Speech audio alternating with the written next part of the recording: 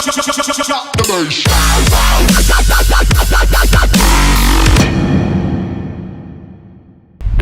guys, how's it going? James here from Audio.etc. Third part of working on duty, trying to get some sound system stuff in. I just finished putting in my crossovers and getting them wired up. If you saw that video, hopefully you enjoyed it. If you didn't, there will be a link up here-ish. But so what today I'm doing is trying to get the amplifier wired up a wee bit, or at least cable managed a bit better. Because at the moment what I've got going on is the amplifier is mounted, but none of the wires are really installed or ran or anything like that. The rear speaker wires are along here, they're not wired up to the plugs yet. The front speaker wires are here as well, they're just not wired up to the plug yet. The remote wires there. The PLC2 cable is here, and the RCA's, that's as far as they reach, but it's okay because there's adapters to go in between in this gap here.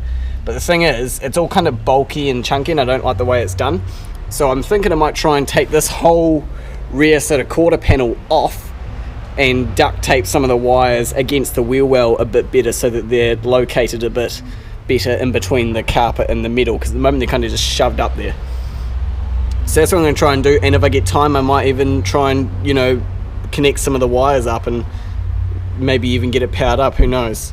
Probably won't get that far, but I want to try and at least get the wiring that I've got done connected to it so that all it needs is power and earth. So give me a minute and I'll try and get this panel off and see if we can see anything interesting. Put that in there to protect the crossovers. Okay guys, it's actually no longer Friday. After I filmed that last little clip, I got invited upstairs for a drink with the rest of the boys and we kind of finished off our week that way. So I didn't do the wiring, you know, tidying up on Friday. Yesterday was Saturday, it's now Sunday, so really nice weather here. So I'm going to try and do some of that wiring tidying now. Just give me maybe 5 minutes to try and get some of this boot apart, and I'll you know, check in with you guys then.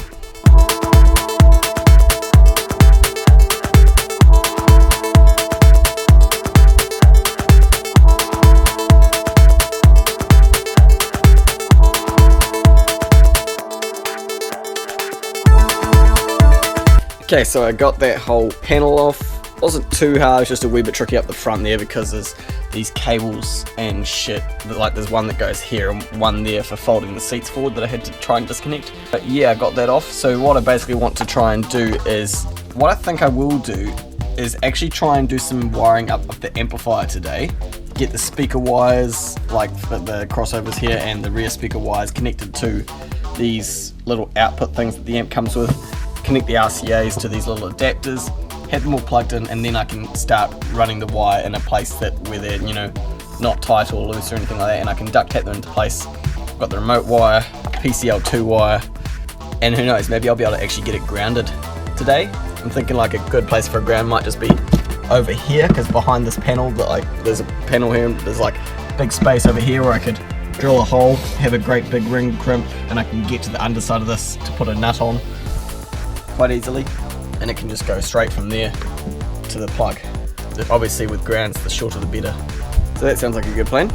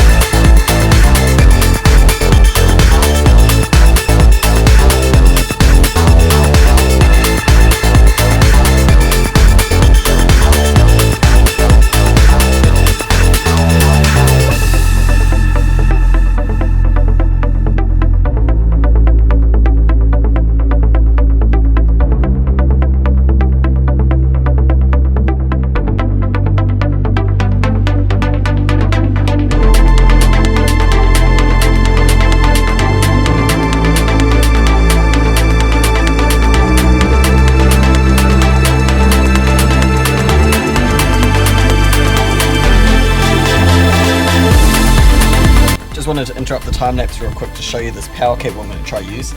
I'm going to try my hardest to get 4 gauge into the block, and this is the ground foot I'm going to use rather than a crimp. It's a nice sort of screw-in type deal. Anyway, I wanted to talk about this cable a wee bit. This is the Monster Power Flex 4 ultra high current instantaneous response auto sound power distribution cable with magnetic flux tube by Monster Cable. That's a title and a half. Something really interesting, it's got this, I don't know if you can see it, there's this like plastic core down the inside which all the copper is then woven around, so it's not copper the whole way through, there is a plastic core in it. And I think the purpose of that is, I don't know how it works, but it just means that the current flows in a nice spiral the whole way through, and I guess that just, don't ask me to tell you how it works, I'm just sure it's there for a reason.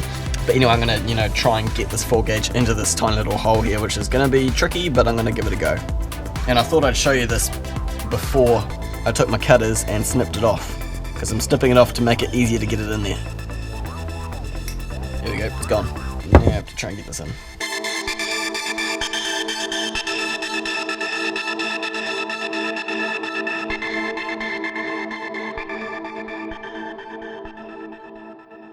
Okay guys, so I've pretty much finished with the wiring up of the amplifier. Only thing I haven't done is wire it up to power supply, like positive, because I still have to figure out where I'm putting my, my boot fuse holder for that. Don't worry, I do have a big fuse holder up under the bonnet before you jump on the comment section, but there will also be a second one in the boot, which is acting as a distribution block to send power to the amplifier and the inverter. So that's something I do have to do at some point. But let me just show you what I've done, pretty much. So RCAs, they all plug in here, and I had a bit of excess, so they're all sort of secured up in this location. There was some room between the that big panel and this metal, and I knew that already, so they'll be fine there. I probably will end up having to come back and take a lot of this off when I sound deaden this wheel arch sort of area to get the road noise out. And when I do that, I'll probably also put some sticky sided foam under these to prevent them from rattling.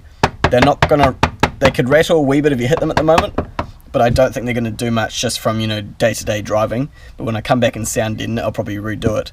Something I do like about these RCAs though is that they have holes in these, like in these splitting points, where you can actually put countersink screws through it, and physically those are mounted and they're freaking not going anywhere. These three just go through this skin of metal here, so they don't go to the outside. This one does go through this skin here, which does go to the outside world, but I've sprayed some black, CRC black zinc on the other side of the screw so it doesn't corrode.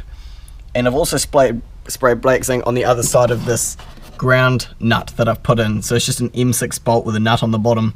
They're done up tight. The black zinc is on the underside of it to protect it from corrosion.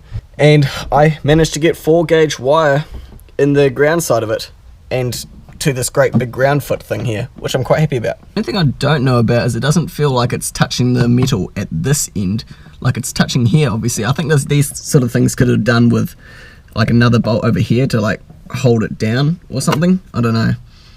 Oh, I'm sure it'll be fine.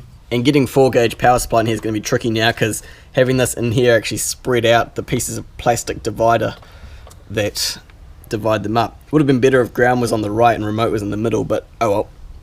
I also did a bit more duct taping of the speaker wires. By the way, the speaker wires are all hooked up. The rear ones are hooked up and duct taped and tucked. They go in down this channel and then actually under the foam here, pop out, go straight along. They're all duct taped down then into the amp. And then the front ones, I managed to figure out what wires in the crossovers go where in the car and what crossover is which. And then I did a continuity test with the multimeter to figure out what wires I'd wired to positive and negative, found them over here and soldered them to the little, what do you call this thing, speaker adapter plug. They could probably go under the ground wire, I think. There we go, that's a bit better. We could have made that ground cable a wee bit shorter so that it's a bit more straight in areas, but oh well, it's all good. So yeah, the amp's pretty much wired up. Only thing I have left to do is hook it up to power. Give me 5 minutes and I'll have a look and see if that's something I'll be able to do today. Actually, it won't be, no, sorry, because I don't have any more 4 gauge wire. I went to work briefly and brought back some stuff that I needed, like this 4 gauge power wire. I also brought a piece of 8 gauge in case it wasn't going to fit, but it did. So I won't be able to get it hooked up to power today, but maybe I could get that fuse holder mounted. So I'll have a quick look into that and check back in with you. Okay, so here's what I plan on doing with this fuse holder I've been talking about, or distribution block sort of thing. So originally I was going to be doing like something down here, but I changed my plans a while ago, and I already had my 1 gauge power wire coming out of that hole which I made there. So, but what I want to do now instead, I wasn't going to have these before because I was going to use my big capacitor as a distribution block. So I've been tossing up between two fuse holders here. They're both T-spec, so they're, you know, good quality. 0 gauge input, 4 gauge outputs. This one has 2 0 gauge inputs and 3 4 gauge outputs, and you can put 2 fuses or 3 fuses in them. And I've just been tossing up between them. I only need 2 at the stage, but I've been wanting to potentially have the expandability to put like a capacitor on maybe later on down the track, like a 1 farad or something like that. But I really like the way this 2-1 fits right here. Like, this bar thing is obviously something to do with the jacking system of the car. I'm not really sure. I haven't had to do it yet. But I figured it'd be really cool if I just had this 1 gauge popping out of this little face here into the fuse holder, and then 4 gauges come out of that back into that side. One of them can come down to the amp, and then one of them can pop out of here and go into that tray where the inverter will be. The 3 fuse one, because here's the thing, this thing just clips in like that. This one fits in here like perfectly.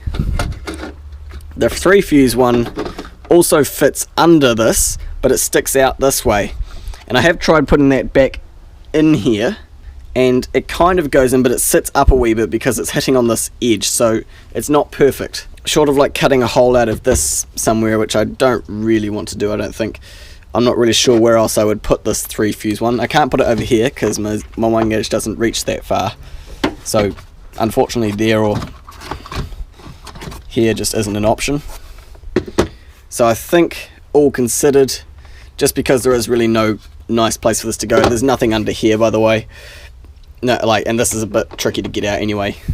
So I think, all things considered, I'm gonna do what I originally thought. I'm gonna put the 2 fuse one in there with the 0 gauge. Sorry, I keep saying 0 gauge, but it's actually 1 gauge, or 1/0. But anyway, 1 gauge popping out of that face, going into the fuse holder, and then 2 4 gauges popping out that side and going back into the plastic. And then I'll probably make, one of them will come out a hole here to connect to the inverter, and who knows, maybe I'll even put a big interconnect on it, because it could probably run just fine off 8 gauge.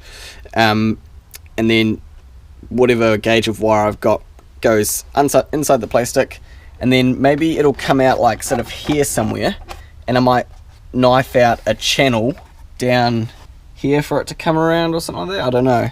It could probably just come out there and lay across the top of this down, maybe around the outside and then to the plug. Don't know, I'll figure it out when I do it, but I think that's pretty much figured out. I think it's pretty much sorted what I want to do. I think I'll just go for the 2 fuse one. The reason I'm going for T-spec and not Rockford Fosgate, even though I've got Rockford Fosgate terminals on my battery, I think it would be really, it'd be really nice to have a Rockford Fosgate fuse holder here, just for the sake of keeping everything one brand. But T-spec miles cheaper. That's the only reason for it. They're just cheaper. Good quality, but more affordable is what I mean. Not cheaper, just more affordable. So I'll probably just go for this T-spec one. And that 3 fuse holder one can go back to work. So that's that sorted. Decision made. Time to put the car back together.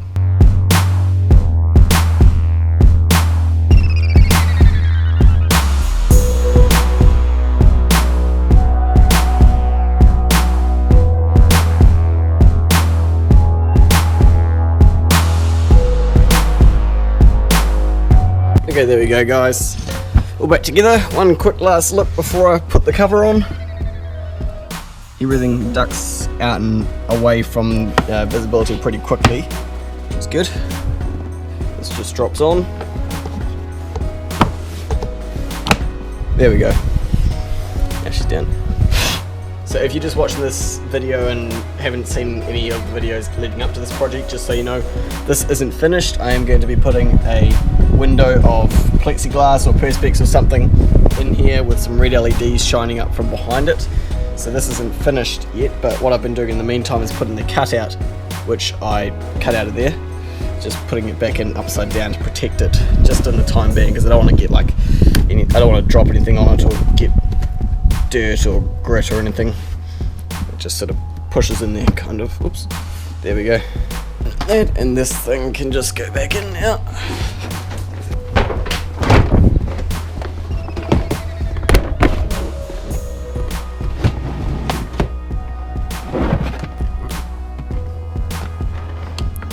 And this clips on. This is a lot harder one-handed than two-handed. Ah, come on. Oh, I almost had it. Gotcha. Fold that seat up. Sweet. Boots back together. I've got a wee bit of a mess to pick up.